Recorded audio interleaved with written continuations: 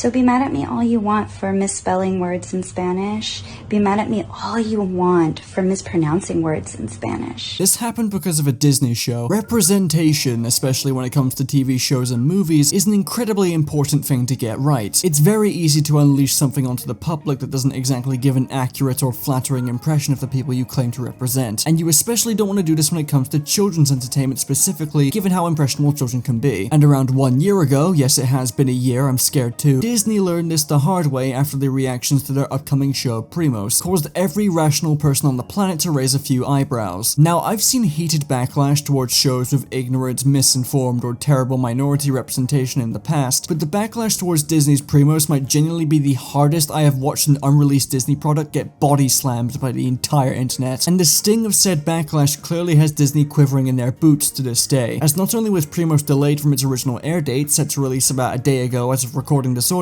it has mysteriously vanished with no word from Disney on what's going on with the show and leaving its fate uncertain. Meanwhile, the first 2 episodes have already leaked on pirate sites. Primos is, to put it simply, a PR nightmare, and I originally wanted to talk about this last year as it was happening, but I was just a bit too busy at the time. But now there's a lot more for me to chew on, and I think it's interesting to look back at the events of last year. I wanted to recap the insane amount of issues people had with the show, the backlash itself, the responses from people working on the show, which only added to people's anger, and I also wanted to cover the leaked episodes that seem to have flown under most people's radars to see if I can actually get a decent read on what the show is going to be like. And finally discussing if the show really has that much of a future left given Disney's public neglect and just how many people hate the show's guts. Chapter 1. The actual show. We should probably discuss what the actual show is first and some of the more tame critiques people have levied towards it before all the other shit happened. Primos is about a girl named Tater who has to deal with her 12 cousins moving in with her for the summer as she discovers just what it is that makes her special. And generally, if you look at the show's premise along with what we've actually seen of it so far, it's basically just a standard fare Disney cartoon for kids. Similar art style to most 2010s cartoons, and your opinions may vary on that, but visually I think the show is rather decent, especially the backgrounds. And honestly, from what little of it we've seen, the show just seems fine. Again, very standard fare Disney cartoon, and that's totally fine. Not everything has to be the next Phineas and Ferb or Gravity Falls. And I respect that this is ultimately a project born from the creator, Natasha Klein's own personal experiences growing up, and that she aimed for the show to represent Mexican Americans using those experiences. All of this on the surface paints the picture of a safe but harmless kids cartoon that ordinarily people would not be giving the time of day at all. Though people were rather quick to point out that the show's premise of a middle child trying to survive in a house with tons of relatives was a touch too similar to Nickelodeon's The Loud House, and more specifically its spin-off show The Casagrandes, which also happens to be a show about a middle child trying to survive in a house with a ton of her siblings while representing Mexican Americans. But while Primos is an incredibly similar show to The Casagrandes just based on the conceptual level, the show being based on Klein's own personal experiences growing up is enough to save this show from a lot of flack. So yeah, that's Primos. No, genuinely, that's pretty much everything that's actually publicly available about the show itself, except for the recent leaks, which we'll discuss later. This seems rather innocent, doesn't it? Just a Disney cartoon for kids based on the creator's personal experiences. Sure, it's bordering on being a bit too familiar to other cartoons that are recently released, but these seem like pretty weak critiques overall. I mean, Chapter 2. Everything gets worse. Approximately 0.5 seconds after the intro to the show was posted online, Disney's social media manager probably set a record for how much a human being can sweat from fear alone. See, we've only talked about the actual show itself, not what people were actually mad about. Many Mexicans and Latin Americans were very quick to point out that many aspects about Primos just from the intro were, a bit sus. At best, a lot of it was tone deaf or an understandable oversight, but at worst it was, fairly yikes, I won't sugarcoat it. While I think calling the show itself and the people working on it racist is a step too far, the majority of people's complaints about it are pretty justified. Now, I know this may come off as a shock to some of you given my thick Mexican accent, but I am a white British guy and therefore do not want to speak for any Mexican or Latin Americans who may agree or disagree about Primos being offensive. But I think naming a city in your Mexican American representing cartoon Earthquake Heights is fucking wild. Like, imagine if you named a place in New Orleans Hurricane Katrina Avenue, or better yet named a place in New York 9/11 Boulevard. Latinos in Central and South America, as well as Mexicans in Central Mexico, regularly suffer and lose large numbers of people to earthquakes every year. So maybe don't name the fictional city your show takes place in after that. And that's not the only issue people have with the show's backgrounds. If you look at the backgrounds for more than a second, you'll be seeing a lot of shoes being hung up on power lines. Now, the meaning of this can differ based on a lot of people's people's cultures, but shoe tossing is often linked with gang activity and organized crime, as well as drugs. And even though there are far more innocent meanings to it, and I get that kind of stuff is common in Los Angeles where the show is set, I am still shocked this even made it through. If you know anything about Disney's standards and practices, you know that they are incredibly strict. Just look at how hard Alex Hirsch had to fight just to tell basic jokes in Gravity Falls. So how this managed to make it through is really anyone's guess. Then there's also the names of the characters. Many were quick to point out that the characters Nacho and Nachito were named after foods, and were also very stereotypical names for Latino characters in American productions, but they can be given a half-decent explanation, being shorter versions of the name Ignacio. Look, I do know a bit of Spanish, but I'm not entirely perfect in my pronunciation, and apparently they're pretty common ways to shorten the name itself. Still though, I guess it is about how you look at it, and in all fairness, they could have absolutely come up with different names that aren't so overused and stereotypical. However, the biggest reason why everyone got mad had to be them naming the toddler character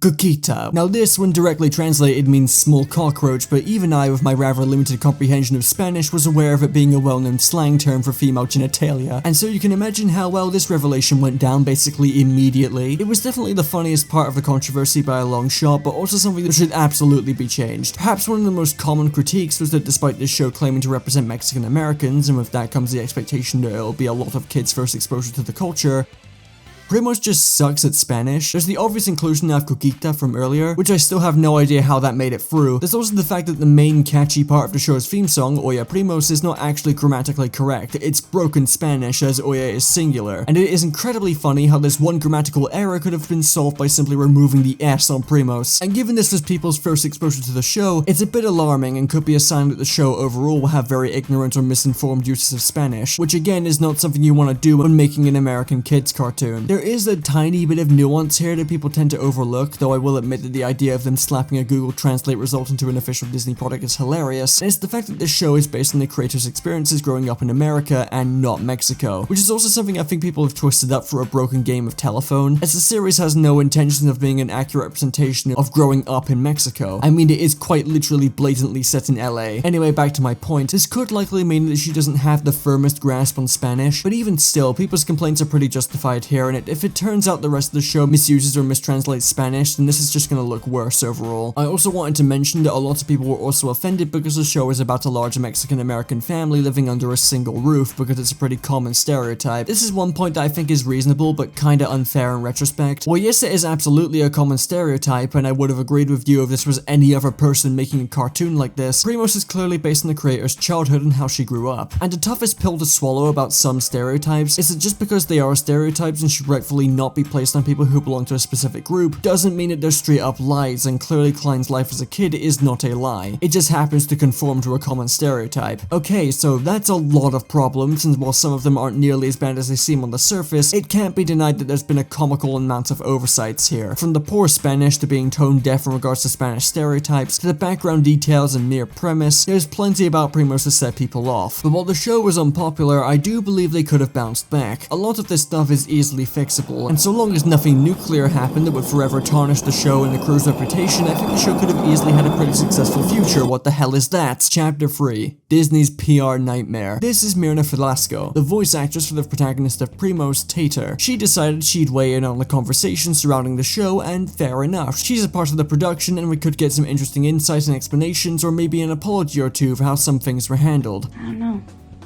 Be mad then. Oh dear. This video is rather infamous now, as it's essentially a full minute of Myrna not only being completely condescending and passive-aggressive towards those who were understandably offended by the show, but also going on a completely unrelated and unhinged rant in response to criticism over her pronunciation of Spanish, bringing up how Spanish is a colonizer language while speaking English, which is the funniest fucking thing of all time. It's a language the Spanish conquistadors forced upon Latin American people.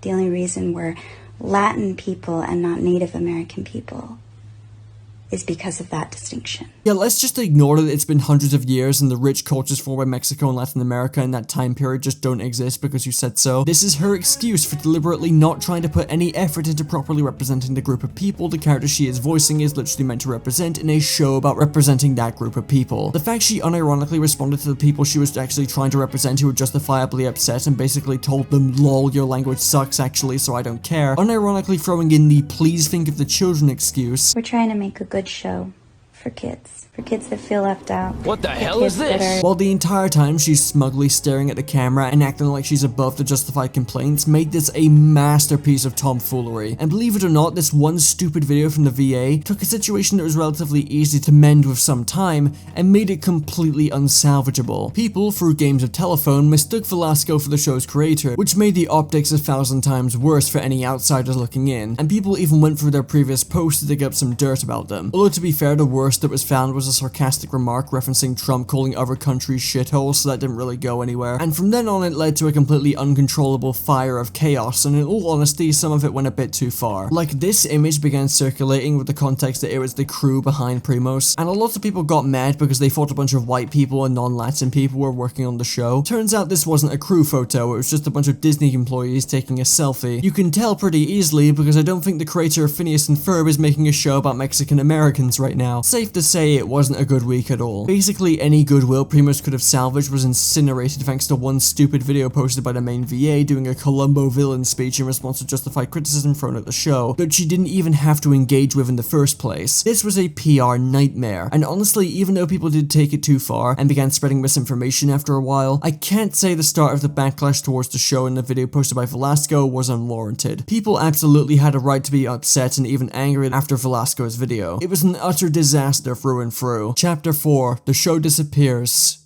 Then leaks. Due to the absolutely insane backlash, Primos was delayed, pushed back all the way to June 6th, 2024. Not gonna lie, never seen a Disney product get pushed back that far just from backlash. Either they were being super thorough, fixing every issue that people disliked, or they were just waiting for the backlash to blow over. No one really knew which one it was for sure. But then out of nowhere, a new redubbed version of the intro dropped. I don't actually know where this came from, but you can find it re-uploaded across Twitter and YouTube. And in said intro, while there aren't any visual changes, they do redub the roll call with the new name for the toddler. She's now called Lucita instead of Kukita, and apparently according to insider information, the finished intro would not only change the really bad city name, but that every finalized episode with Kukita and Terremoto Heights have been fixed and redubbed. While this doesn't confirm if any other problems have been fixed, the effort is at least commendable. Also at the end of May, the unfinished pilot alongside 2 other finished episodes of the show just randomly dropped on pirate sites. Allegedly they were leaked on 4chan, so no surprises there, and I can't show these episodes because Disney will have me publicly executed. I can, however, confirm that Disney's Primos is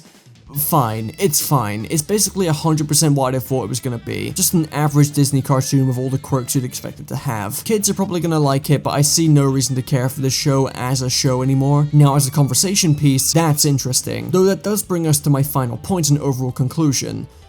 What is actually happening to Primos? As previously stated, the show is going to premiere on June 6th, but it's June 8th by the time this video goes up, and I've seen no hide or hair of it. It was completely removed from Disney scheduling weeks ago, and they've stayed completely silent about it. Meanwhile, the pilot, along with 2 episodes, just randomly leaked online for anyone to watch. We can only assume the show has been delayed again, but the silence from Disney makes things seem very grim for the show's future. I mean, it's not like I care about the show not getting its spotlight personally, but I do care for the genuinely talented people who did work on the show, and either way, the show just being held in limbo until Disney decides to drop it must suck for everyone involved. And given the current state of the industry, I'm pretty against having finished shows and movies be held in limbo regardless of quality. It's very likely there'll be some sort of update about Primos soon, but Disney's silence says it all really. I don't think they're at all happy with the show given the shitstorm it caused last year, and the fact they've had to go back and re-edit and redub finished episodes just to avoid more backlash is very telling. If this show gets renewed for another season, that'd be a miracle given the odds that are stacked against it, and that's assuming it even does well in terms of ratings. So yeah, that's the story of how Primos became one of the most universally despised products Disney have ever produced before it even came out. And I think everything surrounding the show should be a cautionary tale to anyone currently working on their own projects in Hollywood. Representation is incredibly important to get right, and while it's impossible to satisfy everyone, you should always be receptive to criticism, given you're representing the identities of millions to a wide audience. Also, as a rule of thumb, don't talk like a Persona villain when you get called out. That tends to go a long way. That's the end of the video. Play Yakuza or something.